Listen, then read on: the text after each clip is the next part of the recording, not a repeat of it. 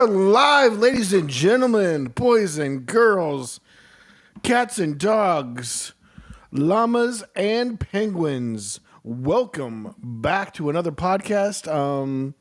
We are here. It's Tuesday. It's about that time. Close enough. Definitely on time and slightly early. But guys, we got another podcast for you. Hope everybody is having a good week. Guys, if you're watching on Facebook, please feel free to share the podcast on your timeline there. Be much appreciated. Trying to get as many eyes as we can on the podcast. And if you're listening to us on Apple or Spotify, thank you so much. And hey, Tim. Welcome. Yes. There you are.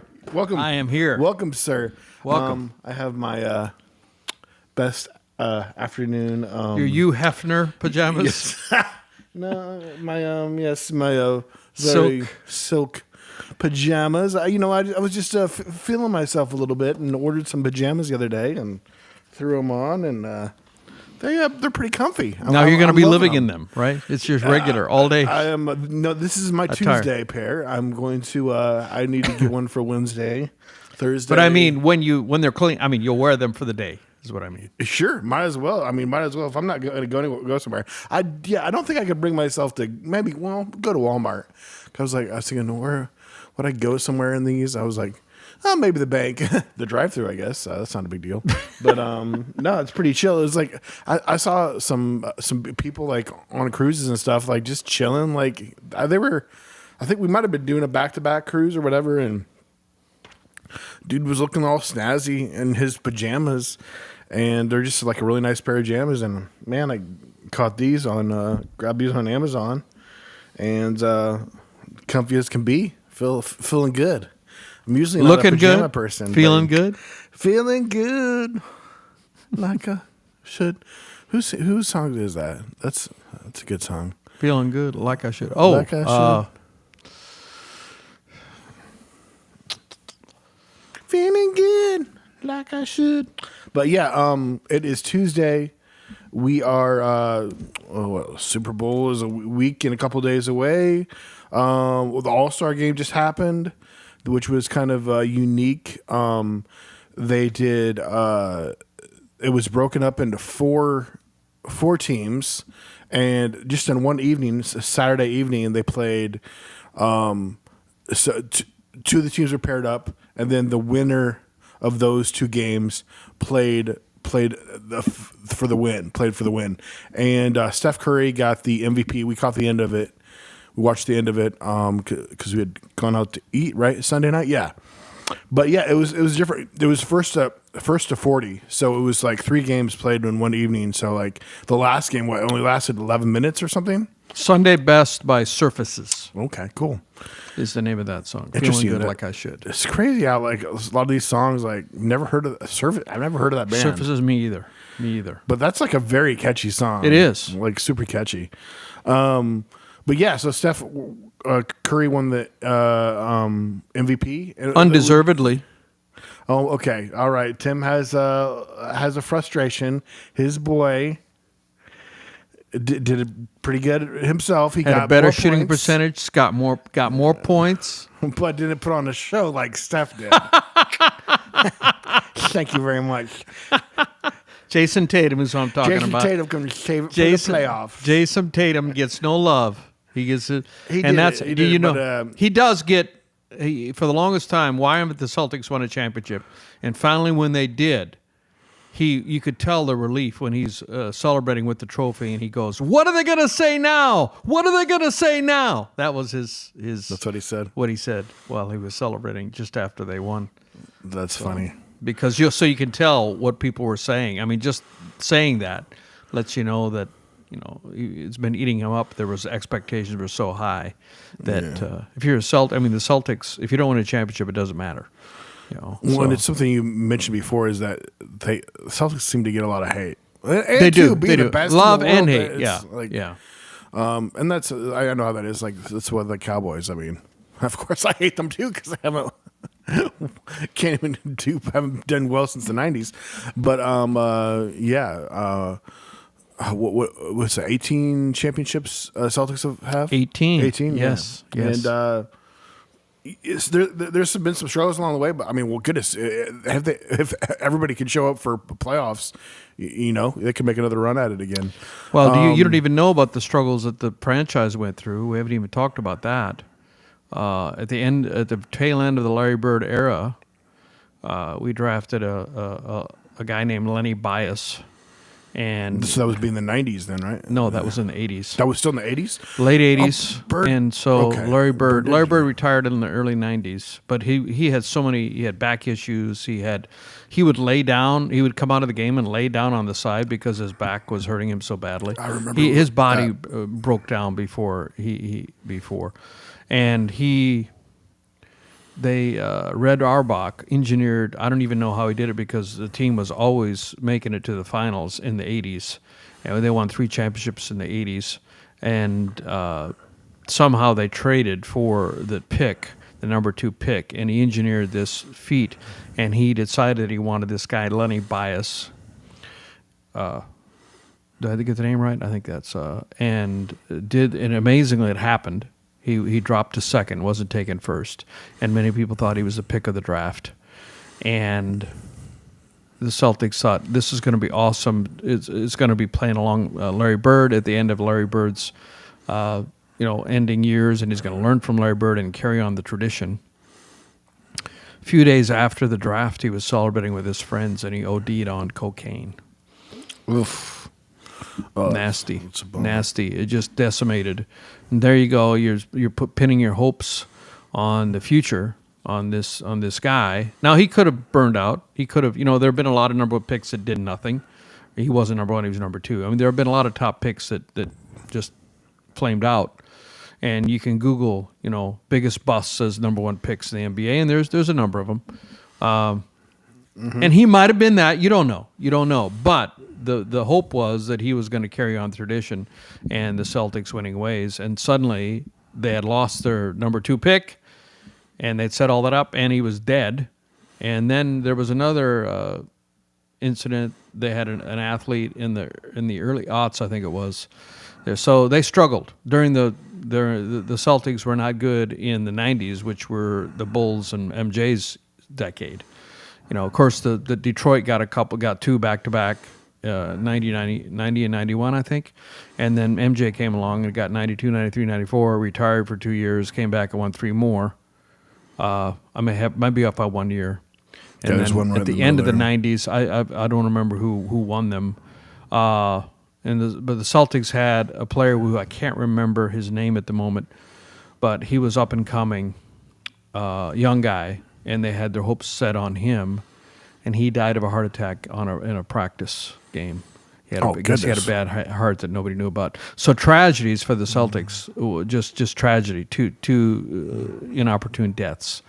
And so Paul Pierce was the only star really on the Celtics, and he was laboring, they called him the Truth. I think Shaq called him that. That was the nickname, and he was the all-star on the Celtics, but they were, they couldn't do anything. And they engineered a trade. Danny Ainge engineered a trade to get Kevin Garnett, who had been an MVP player in Minnesota, and I'm drawing a blank, but I can see his face. I was just thinking about him earlier. Three-point shooting. He was the top shooting three-pointer before Steph overtook him. I'll think of it. The 3 of them became the first big 3, and they had the biggest turnaround in the history. I think they had a losing record, and the next year they won the championship in 2008 because that was the first year those 2 guys were there. And they were all in their 30s, so they didn't have a big window. And then the next year, Garnett got injured, and the Lakers won. Well, they beat the Lakers in 2008. The Lakers made it back in 2009, and the Celtics, Garnett was injured, and we didn't get to the championships. And then in 2010, it was the Celtics and the Lakers, and it went to Game 7, and we were up by, I think, 8 points at the end of the third quarter, and we ended up losing. Kendrick Perkins was our center, and he was injured, and he was out. And the Lakers had 2 big centers. They that we just couldn't overtake. Kobe had a really bad game, actually. That game 7, Kobe didn't do that well, but they won the game. And Garnett has said that is his biggest regret. And Pierce, they hated losing that game. So, and then the window pretty much closed. Those guys were in their mid-30s and injuries, and so they only got one championship, and they were thinking that they were going to get at least 2 out of that, but injuries and just derailed that. But everybody has injuries. So, I'm not the really bad story was the Lenny Bias dying and then the heart attack on the court. Those were above the norm. I mean, everybody has, season-end injuries, that's norm. You don't complain about that because it happens to so many people. But those deaths, those hurt. Those were above and beyond bad luck for the Celtics. Well, you guys might think this is turning into an NBA podcast. We're not trying to. No, it's not. I was like, goodness, man, we should have a sports podcast as much as we. Maybe we should bill it as a sports podcast for now. Nah. No, but I mean, if we ever wanted to have a second podcast, that'd be a good option. To just have a straight sports, just talk about NBA and football. We should. Everybody, Everybody. I was thinking almost NBA, but then I was like, we talk a lot of football. And then we could literally just save anything we talk about. And then we definitely for that we have to, as a third sport, we have to include curling. Curling is very one of the top sports. The curling fact of the day is, I would definitely have the fact of the day for why Jordan is the best player ever. There's about 1,000 plus of those. But there's plenty of people that would disagree with me. They would be wrong, of course, but they would disagree with me. But yeah, being a child of the 90s and such. But yeah, that's something we might want to talk about. I mean, maybe we'll talk about that a little bit down the road. We're just at episode 31. I think this is 31. I think maybe that's something we talk about at episode 50. But yeah, I would be totally game. And kudos to us. One thing about as you get years, you realize that I'm pretty hard on myself. And your voice listens, your brain listens to when you talk to yourself. And you have to, don't berate yourself and say, yo, you're stupid. I mean, that is something, that's a mindset thing. And that is not good for your mental health to do that. So, oh, you idiot, Tim, or speaking to yourself. You have to treat yourself well. Because if you're not going to treat yourself well, who is it?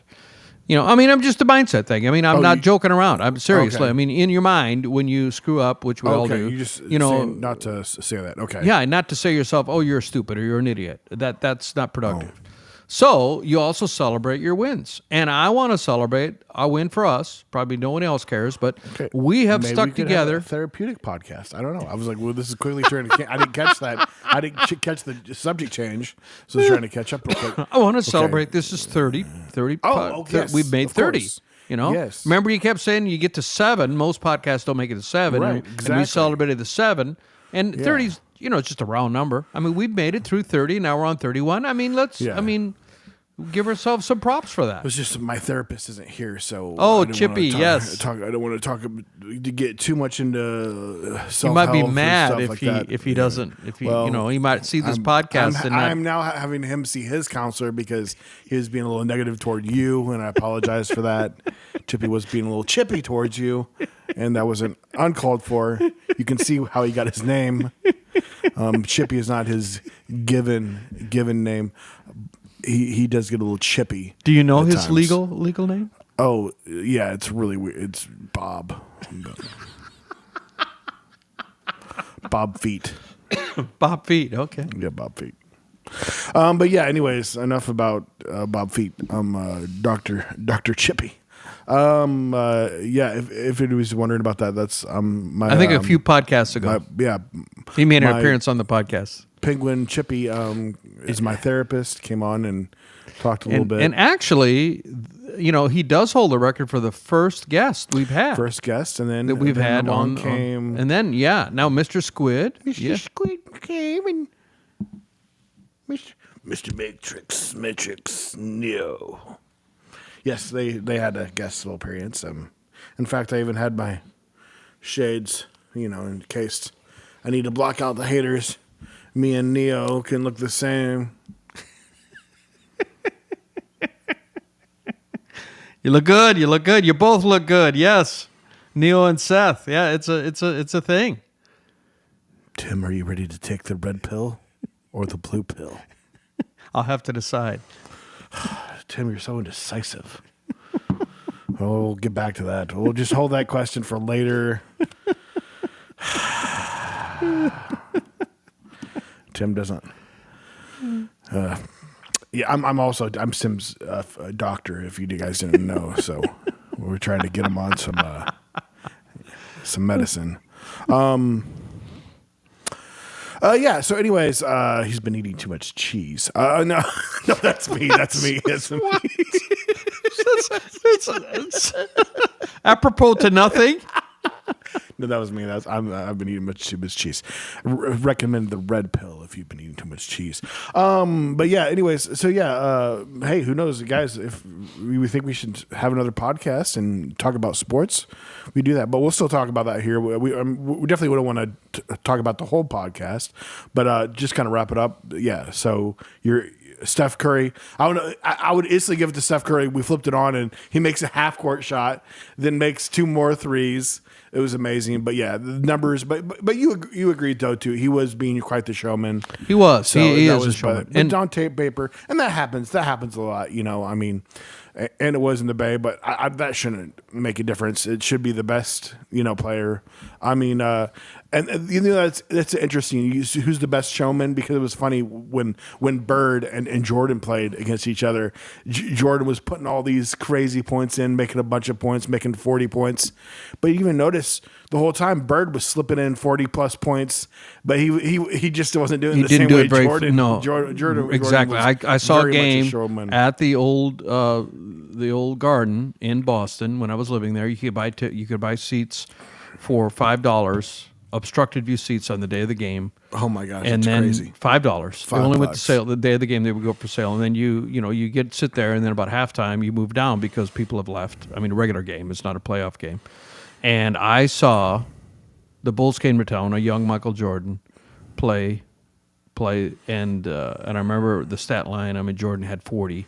And I remember, man, I wonder how. I mean, I guess he really outscored Larry in this game. Just I look at this, and then I got home and look at the box score, and I'm like, Larry Bird had 45.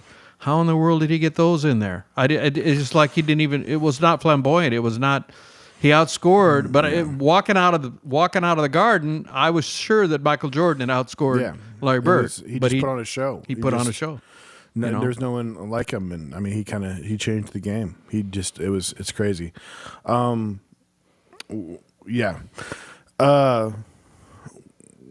Sunday watched a little bit of NASCAR, which got rained out. That was interesting.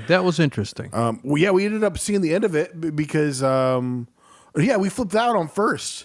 And then we flipped over to, we saw the end of the Indy because it got rain delayed. And we saw two wrecks there at the end. It was crazy. And there was a wreck right at the end. And the guy that was in 6th place, I think, ended up winning it. Because, they didn't throw the flag. I guess they said when they've had that many flags, they were saying when they had that many flags, if they have an accident on the last lay, and in fact, the announcer kept saying it, if they take this final white flag, there's no more flags. They'll let them keep going. They're not gonna put a caution flag, a yellow flag on that last lap. And so if it would have been any other lap, I think they would have had a caution flag. But since it was the last lap, and so whoever survived that crash, were getting props for not bringing out the flag. They let it because everything was behind. They did, them. They let them keep going. And it brought back memories for me because back when I was an entrepreneur and I was looking through my computer hard drive for some photos. I had a company making SumSeeds, energized sunflower seeds, caffeinated sunflower seeds, and there was a period of time when I was working with some race car teams and sponsorship, and I have some photos of some cars that had my SumSeeds all over the car, and I showed you one, Kyle Katnack, for one race. It was a SumSeeds car. I don't remember how we did it. I actually found the contract. We did a contract with him. He was in the second level, which is now Xfinity's. Back then it was Camping World.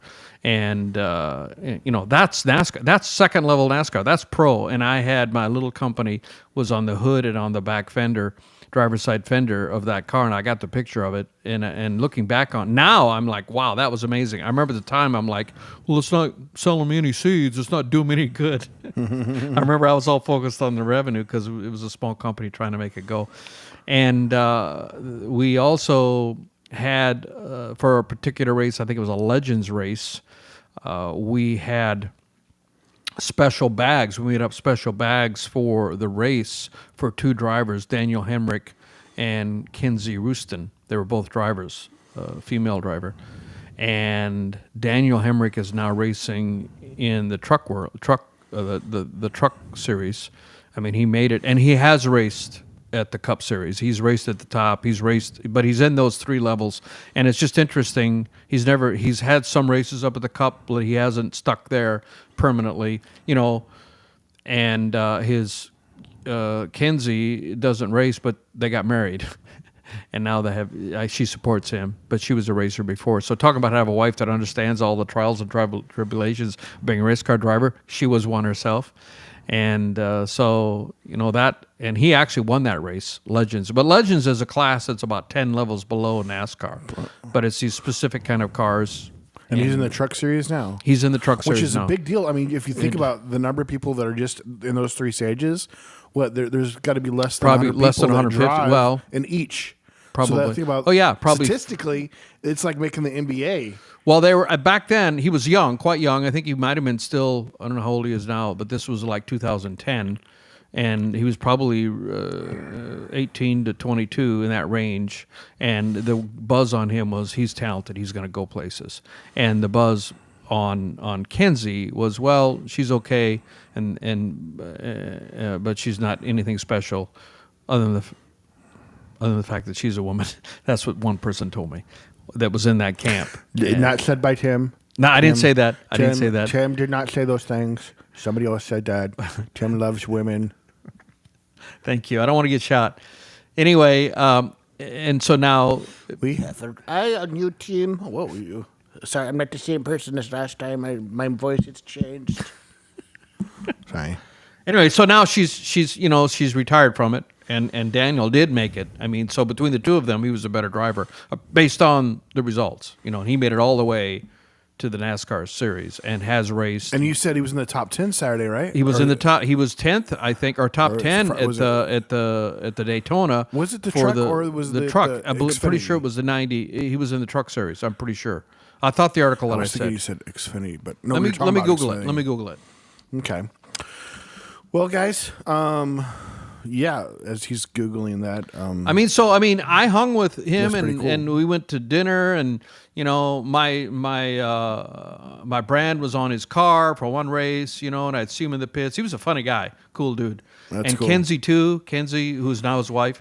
I didn't know they were dating at the time, but I think they were dating the entire time, but that was not they were obvious trying to to me. stay focused or Try to stay focused, probably, yeah. They don't want to. But yeah, that's pretty neat. Yeah, NASCAR can be, the wrecks are pretty entertaining. It's pretty crazy, but it is insane how fast they're going. And and then the guys that are really good, able to pass people while you're going that fast, is just insane. Yes, and then come March, it's not super popular yet, but it's doing fairly well. You got the UFL, which is the AFL, I think. No, USFL combined with the XFL. The two of them combined now. It's the UFL, and it's going to be. I think is this the first year it's the UFL, or it might have been UFL last year too. I can't remember. Yeah, he came in 7th. Daniel came in 7th. Oh, that's cool. That's awesome. And apparently last year he drove in the second level, the Xfinity level. And now he stepped down to the Camping World, according to the articles that I'm reading. So I don't understand all of that. I mean, it's about, I know I've read articles, it's really hard to get a spot. There's so many drivers, so many great drivers. And how do you get that spot? And whether you win or not. Like, for example, the difference between winning and losing on of the Cup race was luck. The guy that was in sixth place, and then there was an accident on the last lap, and he just happened to stay out of harm's way and race to the front. I mean, that doesn't mean he's a bad driver, but I mean, any of those top guys could have won it. Yeah. I mean, it was luck to being in the right place at the right time. And, and even the announcer said, as people say, I'd rather be lucky than good. So the difference between winning and losing, now over time, I'm sure it matters. I mean, definitely some skill too, though, swerving out of the way. Yeah, swerving out of the way and getting a sixth sense of where. I mean, there are guys who win multiple times. That ain't luck, And, there's a guy that's won 3 times, and he was in the front, but he got taken out by one of the accidents. Can't remember. He had won. I think he had won 3 times already, and he was near the front, but he got taken out by one of those last 2 accidents. And so he was unlucky, but he's obviously a great driver because he's won 3 times. So that ain't luck. I mean, but sometimes you can get taken out or a part can fail on your car. But, I mean, being in that world, I mean, even at the lower level, I don't know all the different class names, but it was a few levels down. It wasn't NASCAR for sure, but it was a few levels down from NASCAR. I mean, the cars looked like NASCAR, but they had specific specification limitations, horsepower to weight ratios and things like that. And even then, this was like 2010, so it's probably doubled now. I remember them saying it cost $25,000 per race to field the car. You put a new engine in, new tires, all that stuff. It's probably... And that wasn't even NASCAR level. A few levels. It's a very expensive sport. The fuel, and you got the whole pit crew, and you got the guy we were watching Cletus, who was in the second series, Xfinity series. Xfinity, yep. YouTube channel, and he had a camera in the car, and you got a picture behind the scenes, and he's got somebody talking to him the entire time, telling him you can go down, you can go up you can go down. Somebody's on your left, somebody's trying to pass you, right? And constantly talking in your ear. You can't see much further than this behind you. You can't see much, so you need to rely on the talker. And I remember even at that level they had that. I remember there was a guy in the tower talking to Kenzie all the time. A spotter. Yeah, is that what it's called? A spotter. Yeah, and I remember because Kenzie, I was on my brand was on Kenzie's car for one race that I was there. Pretty cool. I haven't been able to find the photos for that, but and she had a spotter, telling her what to do. That's pretty standard, and that's not even at the NASCAR level. So it's a very sophisticated sport and very expensive sport, and those people that go there and they go every weekend, they love it. You got to live on the road because you got to go from race to race and get ready and do the time trials and get your car ready, and it's a whole different life for those people that do that. Yeah, I've went to one race. I'd love to go again. There was no wrecks at all. I felt like at the one race I went to, or at least on my side. Seth was so disappointed. I like to wreck some. Yeah, it's gonna be exciting. No one was hurt. Everyone was safe. They check them out. They're fine. Just maybe a concussion here or there. No, but he's not serious. He's joking. Don't take him seriously. I'm super serious. This is my serious face. There was a crazy guy with airborne. He was like he was like 10 feet off the ground. Yeah, his car flipped. Maybe 15 feet off the ground. It raised up in the front, and then it flipped backwards, and then it flipped and went back up right side up too. And man, that net came down right away. That you put that net down if you're okay, and his net went down right away, and he was fine. Glad thankfully. Yeah, I mean, you can die. Rough. I mean, who's the big hero that died? Dale Earnhardt. That was 2001. In fact, it popped up because that was just exactly that would happen. Like I was looking at things that happened on this day, and that was pretty close to like exactly on this day. 2001. And supposedly they had implemented some new harness type of safety measurement, but he didn't want to do it, and he didn't have it strapped in. I remember reading some article that he didn't take the safety precautions that he should have. He had to be, here I'm reading about it, he had to be cut from his battered car. I know that everyone who was a fan, it crushed them. I mean, I've not been a big fan. He was a very loved. very popular, very beloved, extremely beloved. Maybe the Michael Jordan of NASCAR racing, if you want to, as far as beloved. Yeah, you're probably right. Yeah. Which, I mean, that was just Sunday we saw the He was at Daytona. it was at Daytona. Yeah. I think it might have. I think it was either the 19th or it was either February 18th. I'm looking right at it. February 18th. Okay, yeah. So today, that's why that popped up. I'm looking at it. I didn't see it again. So this day, 2001. So exactly 24 years ago, he passed away. Just horrible. Horrible. Tragic. Yeah. Unnecessary. But they really. I mean, those guys can. They have them. Just the safety measures nowadays is amazing. So much better and now. just seeing so much better now. Seeing even what happened. Everybody was shocked how that car raised up though too. How it raised talking up about like Sunday. That. Yeah, Sunday. But I mean, he flipped pretty good there, but he was perfectly fine. I mean, you see, like they can't move at all. Like I mean, that's why they need the spotters. They need the spotter. You know? They got the thing that big comes around big their head and then comes around all the way here. On both sides. On both sides, like you basically there's like a whole metal frame around you. There's no passengers, of course. You can't ride shotgun. No riding shotgun. We are turning into all sports, but let's talk about Saturday Night Live 50th anniversary. Yes. I watched all of that Sunday evening. Or no, most of it. You watched some of it I finished Monday it morning. The next day. Yeah. Finished the next day. It was very, very enjoyable. It was not crazy, super funny. They did another funny skit that went along with the whole the bridesmaid. They even had and who was the guest star? Was it Sabrina Carpenter? Sabrina Carpenter did the part that Ariana Grande. They did Espresso. Yeah. So it was they did it. So what the first one was they did it where it was like the at the wedding, and this was the renewal. And then so they did a whole spoof thing. It was pretty funny. But they had tons of people there.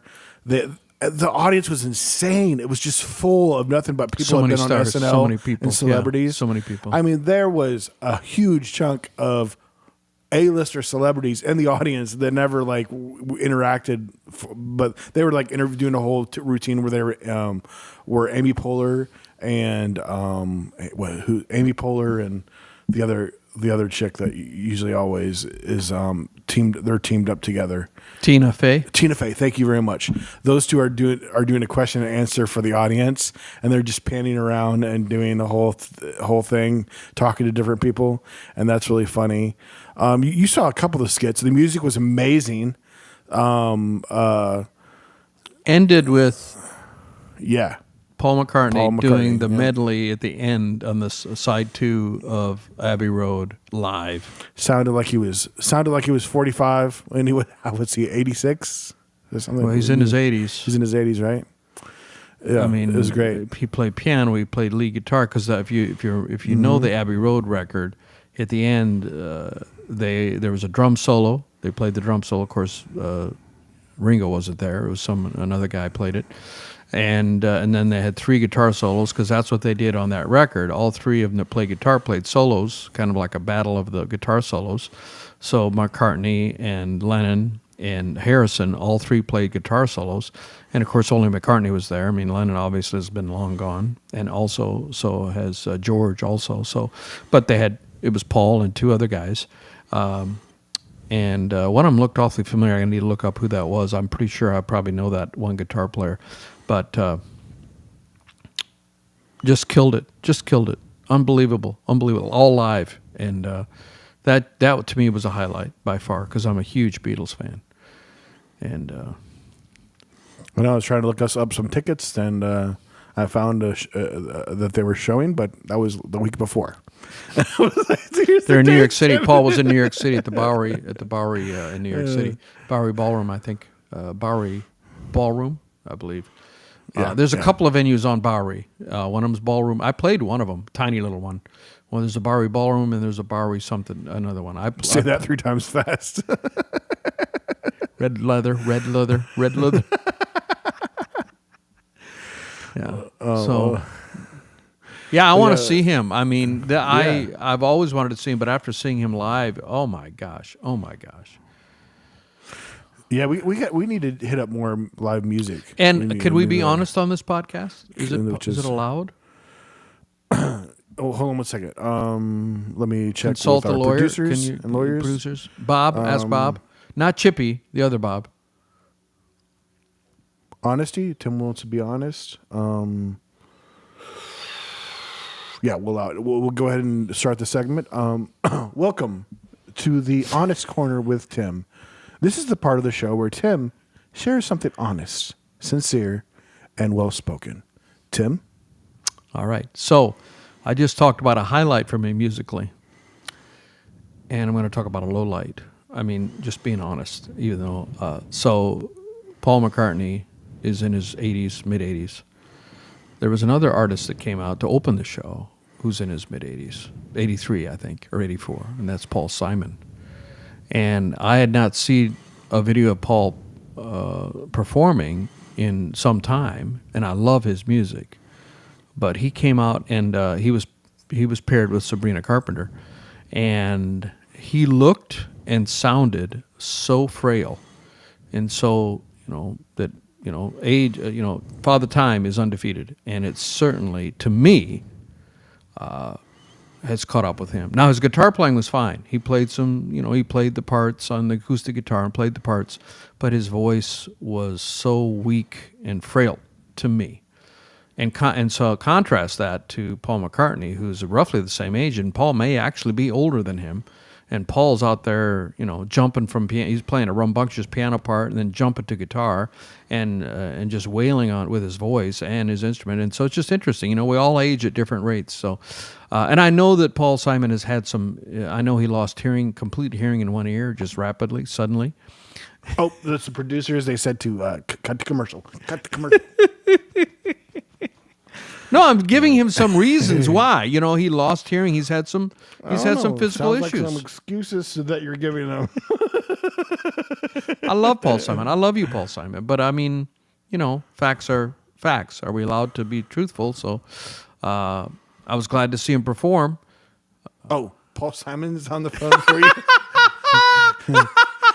He said, "Say it to my face."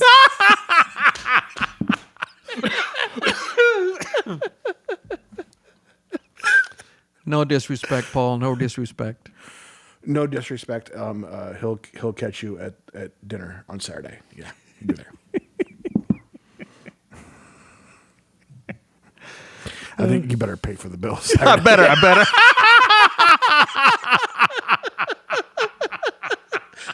I would be happy to buy Paul Simon dinner. Happy. He's an OG hero, man. Yeah, and hopefully he's still alive. That's bad. That's bad. That's bad. Sorry, lawyers. We're going to cut that part out. We're going to edit that part out. Well, we're going to have to hire another lawyer. I think one just left. He just quit. He said, I can't deal with these guys. That's why we keep 3. That's why we keep 3 lawyers, because there's always one quitting. But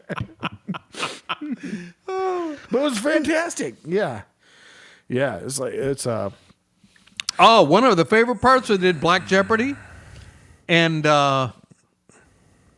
what's the name of the comedian that Eddie Murphy did? It was standing next to him and pretending that he was him. Eddie Murphy pretended to be. Who was it?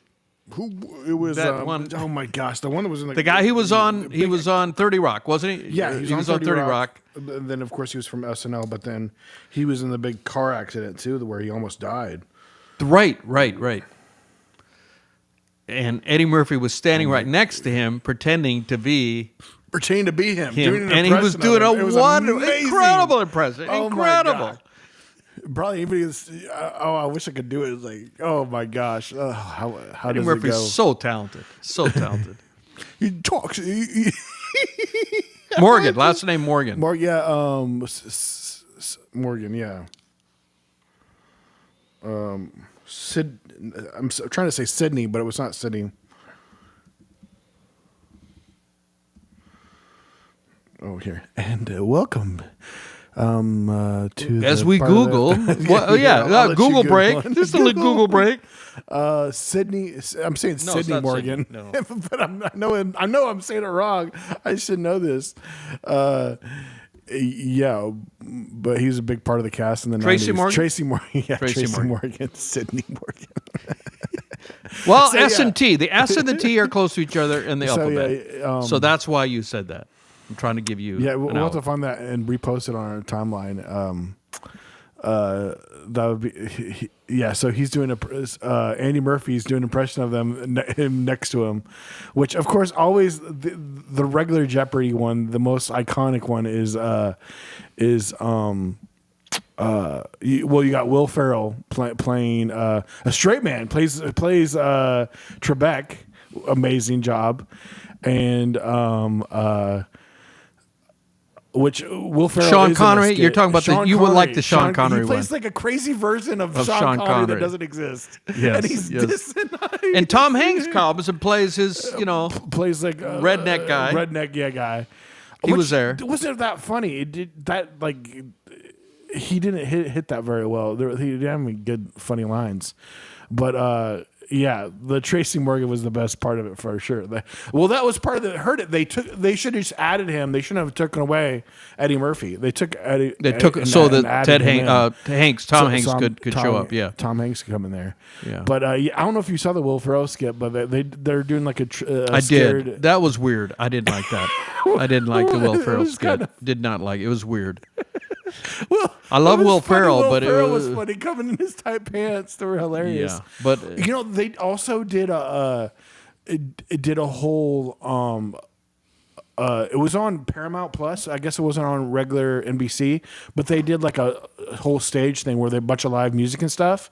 And Will Ferrell did one of his did a middle school teacher or he did a whole thing where he regularly does. I'm just blabbing, not saying anything. My lips are moving, but I'm just not saying anything. the cheerleader thing. It's something kind of like that, but he plays a piano and he plays. It's a teacher, and then the lady's doing, and they're singing different songs together. So he's playing the keyboard, and they're singing. They're like these older teachers that are singing like modern songs, and just a big spoof thing. But yeah, they did. That's on Paramount Plus now, I guess. Whatever. They got a bunch of clips out now. But anyways, I just blabbed my mouth and didn't say any much at all. As usual. Excuse me? Nothing. I just coughed.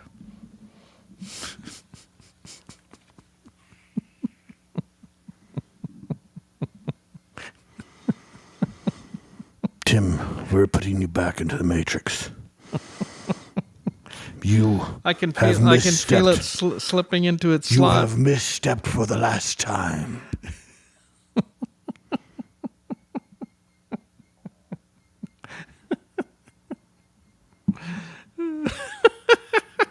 Those glasses look good on you, buddy. I think I'm done.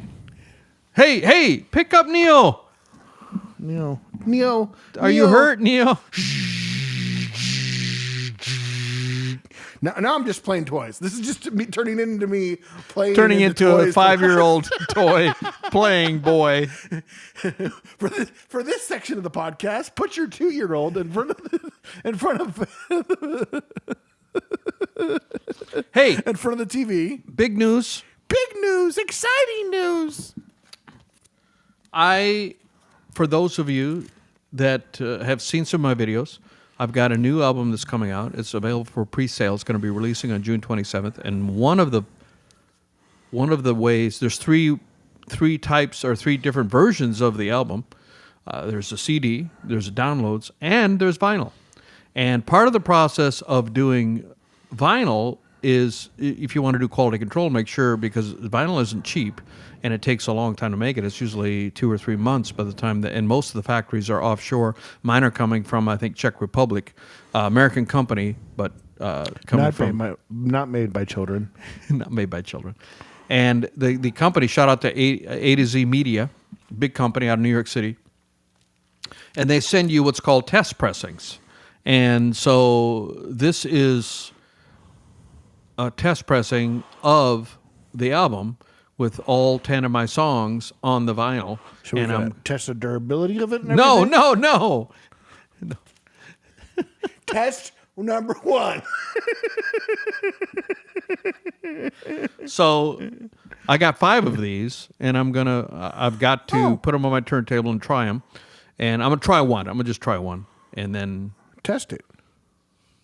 Test it, yeah. We're gonna, That's so what it's for. Make sure it's durable and everything? No. That's not what the test is. No. It's just testing to make sure the pressing is good, because they make a template and make sure that plays right and the song order is correct, and I guess that's what it's about. How exhilarating. It is exciting. So it's coming to fruition. I got the test pressing. First, hopefully it comes out like the square it's supposed to be. The square? What do you mean? Yeah, it's a square, right? It's a square. No, the record is round. The record is round. What? The record? No, it's square. It should be square. Okay. Like a floppy square disk. here, doesn't it? Yeah, it's square, see? It's round! Ah! Tim, don't freak out. You can get your money back. It's not... Why would it come in a square container?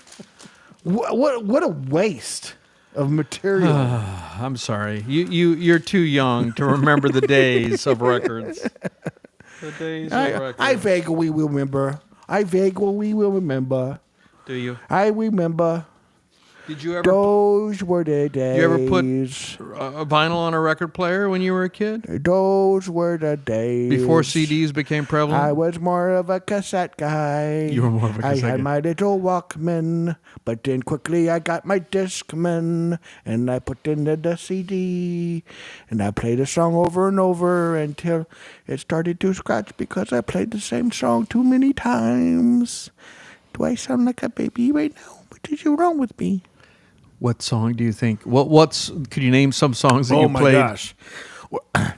Well, if you remember what spiked my interest when we went on Celebrity, Carnival Cruise, please forgive us. But yes, we went on a Celebrity Cruise last year. And there was this beautiful musician, amazing voice, and she was a solo artist, and she sang one of my favorite songs that I love to put on repeat, and it was "Kiss Me" by Sixpence None the Richer. Oh, yeah. Kiss me. That's why. You were raving about her because she did that song. Yeah, Sixpence None the Richer. And then I just enjoyed her. But that hooked me because I love that song. But then she played some other songs from the 90s too. So, but she just had an amazing voice. And, that was definitely, there was a lot more, there's like some good chill music. There's like some little bit of jazz. Wasn't there like it's kind of a jazz band, a little bit of a jazz band, or I'm just assuming that they're just that kind of feel for music. There was on one of the cruises. They all run together, but you're talking about the one when we were in Greece in the Mediterranean. Yeah. There was a jazz band That's playing the only instrumentals. celebrity Yeah, cruises we've been on. yeah. Tim, what other celebrity cruises you been on? They all run together for me. Celebrity, Carnival, Princess. You better hope Daniel doesn't see this. Yeah, my nephew, your brother, is a dyed in the wool cruise, and like, I'm sorry, Tim, looks like your reservation was canceled. Oh, you know what? You don't give enough looks love. Like they went ahead and booked you on a celebrity cruise. Yeah, Daniel loves Carnival. The scary part is Daniel has connections where he probably could do that. Yeah, cruises. one of my favorite stories is he's wearing his first cruise T-shirt, which he likes to wear on the first day of every cruise. And this guy's been on hundreds of cruises. He's been over 800 days on a cruise ship, not working as a customer. And he's sitting there on the first day, and there's this. He told us this story, And a woman, I think I've told us on this podcast, but it bears repeating. Oh, yeah. And he's Yeah, I sitting think there, and that's there's the a one I'm woman thinking there who thinks she's all important. She says, I know the captain. And this is your first cruise, so you don't know anything. I know the captain on this cruise ship. And the captain happens to walk by, looks at the table, and says, Daniel, I didn't know you were on this cruise. And does not say a word to this woman. And she's quite chagrined because the captain, if he doesn't know her very well, but he does know the guy, the first cruise guy. The guy that she's talking up about how she knows the captain. The captain doesn't say a word to her. Daniel lives for those moments. Oh, he lives for that them. moments. Man, he oh my gosh. He probably didn't touch the ground the rest of the day. He was just gliding across the ground. Oh yeah, he oh my gosh, him, and he has in fact we all got him we started a thing a while back where we got a shirt that says first cruise, even though we haven't gone on a first cruise in years, and it's just kind of a joke thing. And in fact, he wore it up on stage when he won the most days. When was that the ship? The cruise that you were on there too, right? Yeah. I was on. It was that Christmas. Great. That was the Christmas. one. The one cruise where that one guy that was always winning it wasn't there. So he won with the shirt that said first cruise. But then so I got a T-shirt that said the same thing, and I did too. You got one for me. Yeah, we wore them. And we wore them. And then when I remember, I went to my. You have to do a muster station for the safety review, and you walk up and the lady goes, "This isn't your first," because the color of my card is obviously gold, which means I've been on at least, I think, 25 to get gold. Yeah. She says, 25 days. This isn't your first cruise. It makes it fun, yeah, especially when they quickly figure it out. And then the other people that are like congratulating you. I got one. She was a lady that was started to mess with me because she was like she had congratulated me the first time and then realized, wait, this is your first cruise. And then she started messing with me after that. But my favorite little cruise memory from just here recently was one of the first ones that we got on. We did three with the family. You came for the Christmas cruise, but the first one we got on there and we went to do the mustard station, and we were sitting in the back and we kind of joke around and try to like sneak off. And so we don't have to do the mustard station. It's really simple nowadays, and a lot of times they'll just run it through real quickly. But they're waiting on more people, and I was joking like I was going to sneak off, and the lady called me out, saw me goofing around that I looked like I was about to sneak off, and I kind of was. I was going to, but I was kind of joking though too. But she calls me out and says, all right, you come up here. You're going to do the mustard station. And sure enough, I just was like, all righty. And I go up there and I go through the whole thing, putting on the thing, shows everybody how to do it. I even came up with an extra step. It's the call. Or will you have a whistle? No, what did I add? I added an extra help or something. I don't know. I was just goofing off, but I put on the whole thing and just went through the whole routine and did it. And of course my parents were laughing and Daniel was laughing up a storm. It was just hilarious. But Seth the entertainer. Got to do my thing. Funniest man in Nashville. Funny. Let's funniest man in Nashville. That's a hashtag I've started. You can help me share it. Funniest man in Nashville. That's my nephew Seth. Please nobody compete against me, and I can. The competition is closed for the 2025 year.